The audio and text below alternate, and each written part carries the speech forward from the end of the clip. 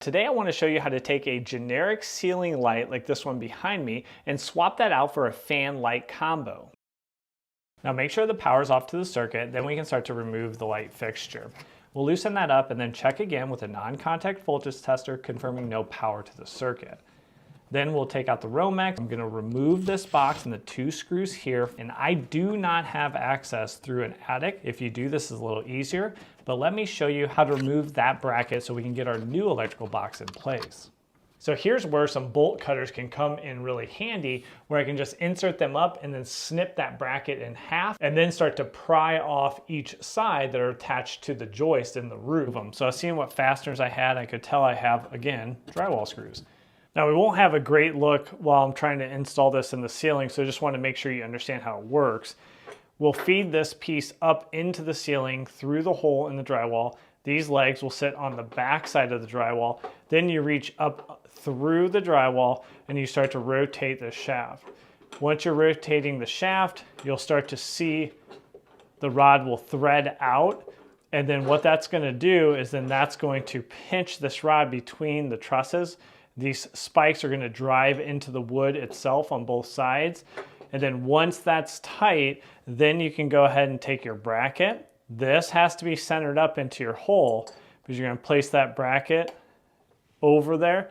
And then I already have my ground pigtail installed here. And then also my cable clamp. Both of those are already installed, just getting ready. And then you'll have two of those screws ready to go. So we'll open up and get all of our parts laid out so we're ready to start the installation. So first up, the mounting bracket will pass the wires through the middle section, so we'll be able to easily wire up the fan later on.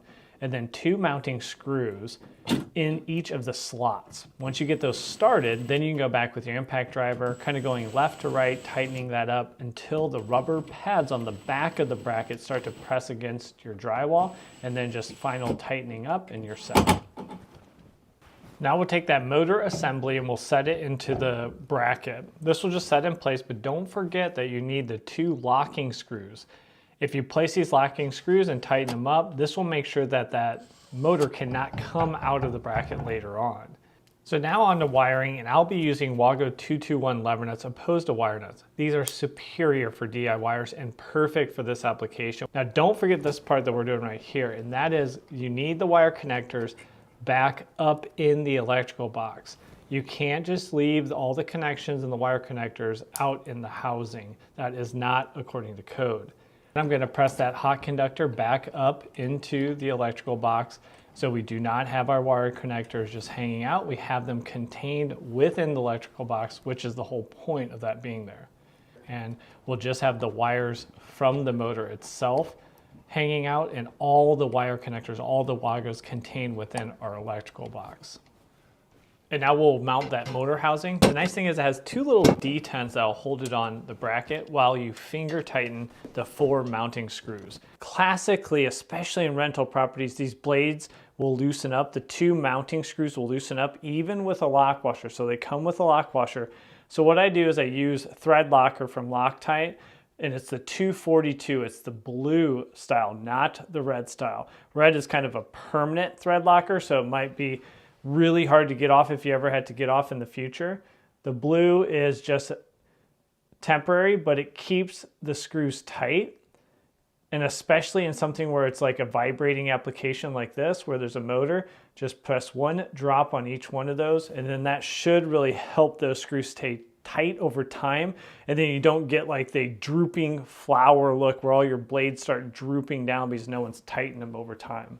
Then we'll go ahead and mount all five of the blades. I'm using my impact driver. I just want to call out again, this is on the lowest torque setting. Do not go crazy with an impact driver on these type of applications because you'll strip out the holes and then that's going to cause you to have to run back to the home improvement store and extend out your project.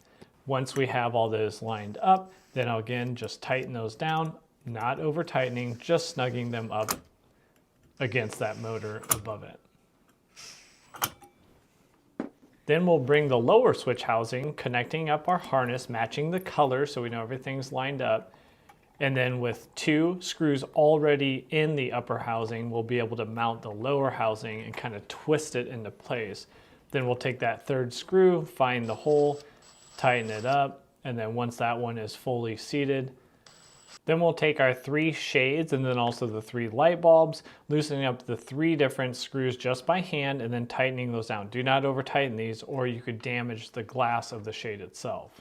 So at this point you're ready to test things out. You can go turn on your breaker and then go to your wall switch and flip it. You should see the lights turn right on. If you only have one light switch, then you're going to be controlling it through your pull chains, and you want to test out the fan. So crank it all the way up to the max speed and you should see no vibration. And that's exactly why we spent more time on that actual electrical box.